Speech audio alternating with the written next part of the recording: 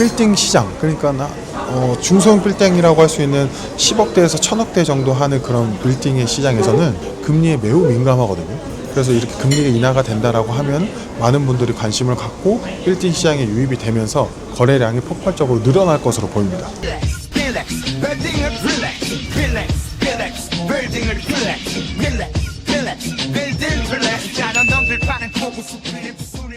여러분 모두가 건물주가 될 수 있습니다. 안녕하세요, 빌렉스 김용일입니다. 지난 12월 10일 날 미국 연준에서 금리 인하를 발표했죠. 0.25% 내렸는데 일단 이번에 회의 결과를 보게 되면은 금리 인상에 대한 의견은 한 표도 없었다고 해요. 그러니까 0.25% 내리냐, 0.5% 내리냐, 아니면 동결하냐, 이런 의견들이었는데 결국에 이번에는 0.25 금리를 인하했다고 합니다. 우리나라 한국은행에서는 지난 11월에 금리를 동결했습니다. 4회 연속 동결을 했는데 사실은 지금 원화가 너무 약세라서 환율 문제도 있고 물가에 대한 불안정함도 있기 때문에 되게 신중한 기조라고 합니다. 미국 연준에서도 금리를 인하할 예정이기 때문에 우리 한국은행에서도 금리를 언젠가는 좀 인하할 그런 기조로 보이기는 해요. 신중하긴 하지만.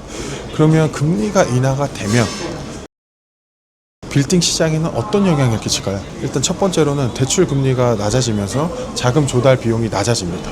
그러면 예를 들어서 내가 대출을 한 60% 받아서 매입을 할 거를 대출을 70%, 80% 받으면서 좀 더 큰 규모의 빌딩을 매입을 할 수 있게 되고 그만큼 많은 수요자들이 빌딩 시장으로 들어오게 되는 것입니다. 그리고 PF 시장도 사실은 안정화되면서 투자자들의 투자 심리가 매우 개선이 될 겁니다.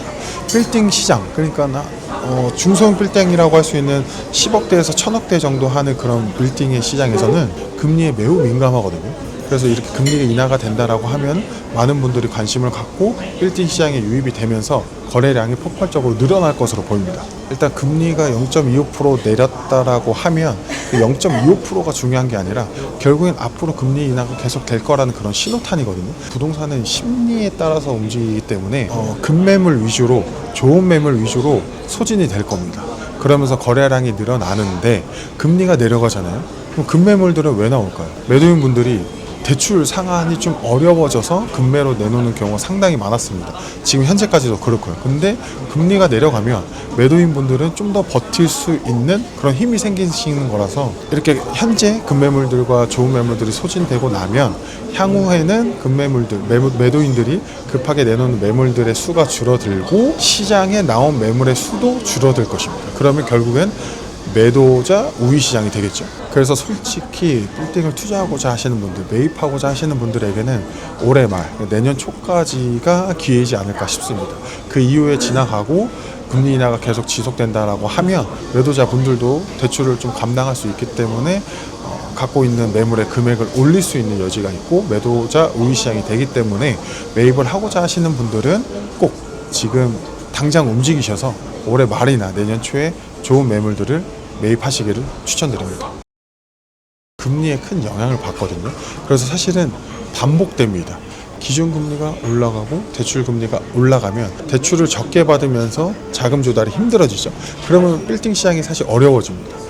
그러면은 시세도 하락하고 금매 물건들도 많이 나오겠죠. 코로나 시기에 금리가 거의 제로 금리로 내려가면서 자금들이 풀리기 시작했죠. 그러면 이제 대출 금리도 낮아지고 자금 조달 금액도 내려가기 때문에 빌딩 시장에 많이 유입이 됩니다. 대출을 많이 받으면서 빌딩을 매입을 해도 부담이 없었거든요. 그러면서 빌딩도 거래가 많아지고 시세가 쭉 올라가다가 갑자기 금리가 2배 이상 오르게 됐죠. 그러면서 대출 이자에 대한 부담이 생기면서 매도자분들이 급매물들로 물건들을 내놓고 따라서 거래량이 좀 줄어들면서 시세가 내려갔던 그런 사례들이 있습니다. 실제로 그런 걸 겪어왔고, 근데 지금은 반대로 이제 금리가 내려가면서 거래량이 늘고 시세가 폭발적으로 오를 그 바로 전 징조라고 생각을 해요.